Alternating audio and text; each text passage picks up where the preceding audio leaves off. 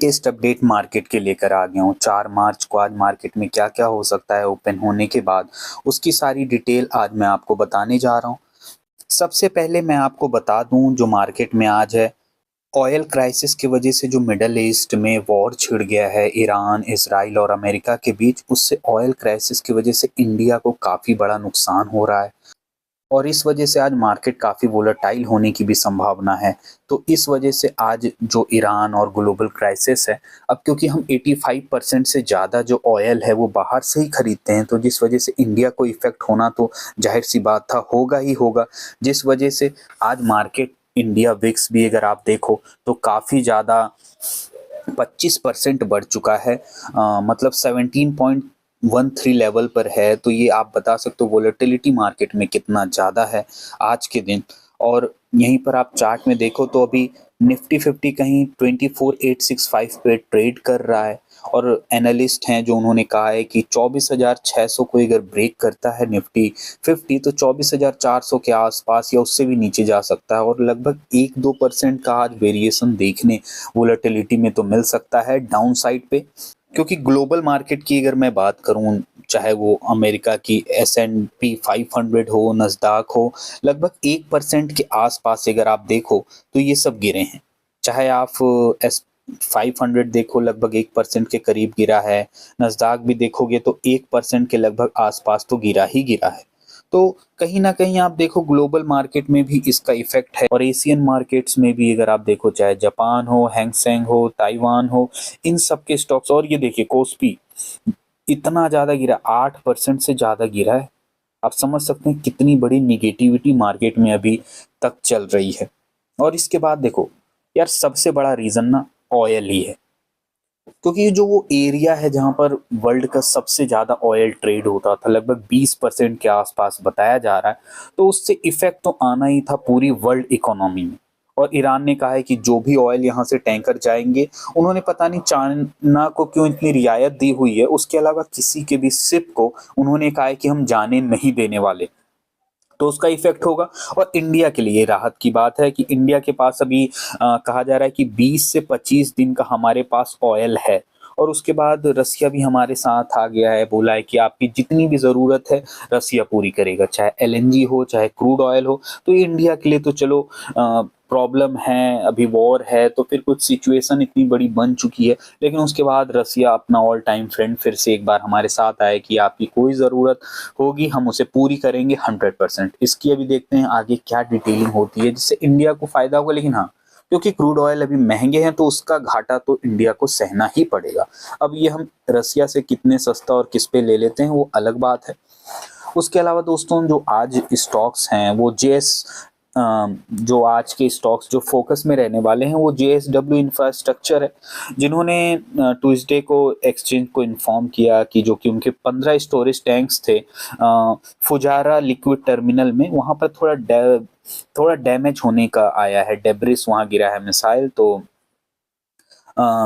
Drone से वहां पर कुछ हो रहा होगा फाइट, मुझे उतना नहीं पता। तो फिर उससे उनकी जो कि स्टोरेज टैंक्स हैं उसमें नुकसान हुआ है। तो इससे कहीं ना कहीं कंपनी में देखते हैं कैसा इफेक्ट पड़ता है।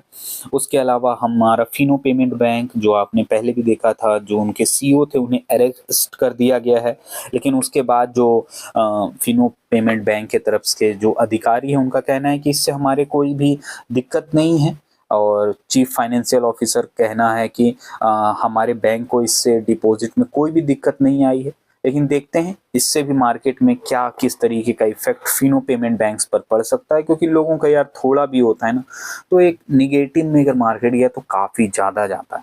तो वहीं पर NTPC अगर आप देखो तो NTPC का पावर मिनिस्ट्री जो है उन्होंने डिसाइड किया है कि हमारे जो मतलब जो अभी के CEO CMD थे तो उनका एक्सटेंड कर दिया है। जो गुरदीप सिंह थे वो NTPC को चला रहे थे, तो उनको अभी तक कोई उनका सक्सेसर मिला नहीं है। तो जिस वजह से उनकी जो आगे की डेट है वो बढ़ा दी गई है और लगभग कहा गया है कि अगस्त 1 2026 तक ये और रह सकते हैं। तो देखते हैं ये कैसी अपडेट है जो कब तक रहती है NTPC को। अब तो 2026 अगस्त तक नए सक्सेसर ढूंढेंगे। तो इससे भी देखते हैं NTPC के स्टॉक्स में वैलेटिलिटी बढ़ सकती है। तो वहीं डिक्सन टेक्नोलॉजीज की बात करें तो इन्होंने एक जॉइंट वेंचर डिक्सटेल इन्फोकॉम जिसमें कि डिक्सॉन इन्वेस्ट कर रहा है 7.39 करोड़, जिसमें 74% स्टेक होगा, और लॉन्गचीर विल इन्वेस्ट कर रहा है 2.6 करोड़, जिसमें कि उनका रिमेनिंग 26% स्टॉक होगा। तो ये जॉइंट वेंचर सामने निकल कर आ रहा है जिसमें कि वो लॉन्गचीर इंटेलिजेंस अप्रूवल भी गवर्नमेंट को मिल गए। तो देखते हैं ये क्या करते हैं काम और किस तरीके से इससे डिक्सन टेक्नोलॉजीज पे तो कुछ ना कुछ असर जरूर पड़ेगा, इसमें कोई दो राय नहीं है। उसके अलावा फ्रेंड्स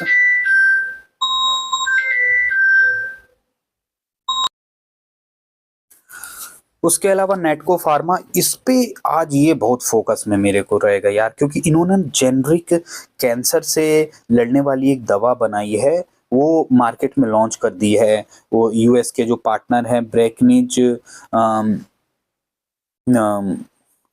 सॉरी ये ब्रेकनरिज फार्मास्यूटिकल कंपनी है कोई अमेरिका की, तो उनके साथ इनका टाई अप है। और ये क्योंकि यूएस में जेनरिक मेडिसिन और जानते हो कितना ज़्यादा बड़ा मार्केट है कैंसर का, तो इससे नेटको फार्मा को तो काफ़ी ज़्यादा प्रॉफिटेबिलिटी की उम्मीद है।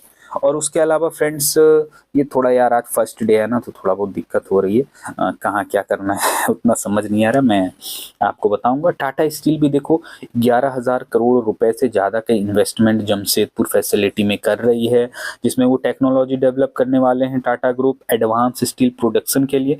तो कहीं ना कहीं इससे टाटा स्टील को बहुत बड़ा बेनिफिट होगा, और बहुत बड़ा प्रोजेक्ट है यार, 11,000 करोड़ का है। तो ये अपने आप में टाटा स्टील के स्टॉक्स के लिए वोलेटिलिटी करने के लिए तो बहुत बड़ा है। और वहीं जियो रिलायंस इंडस्ट्रीज लिमिटेड की तरफ से भी एक बड़ी खबर है कि जो जियो प्लेटफॉर्म है उन्होंने अपॉइंट किया है जो टेलीकॉम के वेटरन थे Dan Bailey as a president to international expansion के लिए, कि इंटरनेशनल मार्केट में जियो को एक्सपेंड करना है अलग अलग कंट्रीज में। तो इसलिए उन्होंने अपने जो कि अपॉइंट किया है टेलीकॉम के जो बहुत ही दिग्गज माने जाते हैं डैन वैली को, और उससे भी देखते हैं कि रिलायंस जियो के शेयर्स में असर पड़ेगा। जियो लिस्टेड नहीं है तो जाहिर सी बात हो रिलायंस इंडस्ट्रीज लिमिटेड के शेयर्स में इसका कुछ ना कुछ इफेक्ट हमें देखने को मिल सकता है। इसके अलावा फ्रेंड्स हाँ, तो आज लगभग अगर मैं बात करूं तो वोलेटिलिटी बहुत ज़्यादा है। सॉरी ये सॉरी हाँ ये रहा। आज दिन भर की बात करें तो मार्केट में वोलेटिलिटी एक बहुत बड़ा वो हो सकता है कि मार्केट अगर बियरिश होता है तो बहुत लगभग 1 से 2% के करेक्शन की तो उम्मीद हम कर सकते हैं। देखिए ये एक अनुमान है अभी, क्योंकि एसजीएक्स निफ्टी इतना गिफ्ट निफ्टी इतना गिर चुका है, और उसके अलावा हम देखें ग्लोबल मार्केट हो चाहे एशियन मार्केट्स हो तो उसमें भी काफ़ी गिरावट हमें देखने को मिली है। जैसा कि मैंने आपको बताया भी था, एशियन मार्केट्स इतना गिरा है, यूरोपियन मार्केट और खुद यूएस मार्केट। तो इस वजह से हम अनुमान लगा सकते हैं कि बियरिशनेस तो आज लगभग होने की उम्मीद है मार्केट में।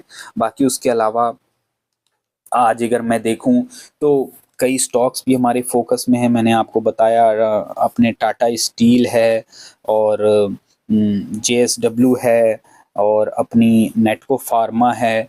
तो इन सब का भी कुछ ना कुछ आप इसको, ऐसा नहीं कि बाकी स्टॉक्स में हमें कुछ देखने को नहीं मिलेगा, लेकिन इन सब स्टॉक्स में थोड़ा। और हाँ, महिंद्रा एंड महिंद्रा को भी लेकर काफ़ी वो किया जा रहा है कि महिंद्रा एंड महिंद्रा सॉरी एक मिनट, अभी फर्स्ट टाइम है ना तो इस वजह से थोड़ा दिक्कत हो रहा है। महिंद्रा एंड महिंद्रा को भी लेके थोड़ी सी अपडेट ये है कि जो कि इनको पेमेंट पहले रिसीव हुई थी इंडोनेशियन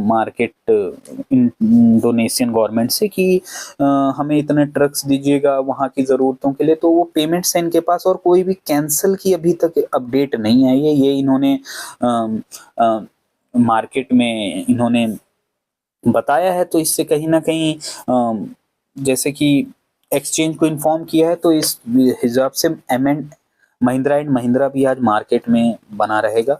और हमारा देखो रुपी भी काफ़ी गिरा है, हम लगभग 91 के से प्लस पे आ गए हैं। तो ये हमारे लिए क्रूड ऑयल हमारे लिए महंगा हो गया है। और इसके अलावा आप अगर देखो तो रसिया हेल्प में बाकायदा आज आ गया है। आज आपको मैं बस लास्ट में यही कहूँगा कि हमें 2-3 चीज़ें देखनी हैं आज मार्केट को लेके। कई सारे स्टॉक्स के अलावा कुछ फोकस्ड स्टॉक्स हमारे पास हैं जिसमें कि काफ़ी ज़्यादा वो होने की वोलेटिलिटी की उम्मीद है।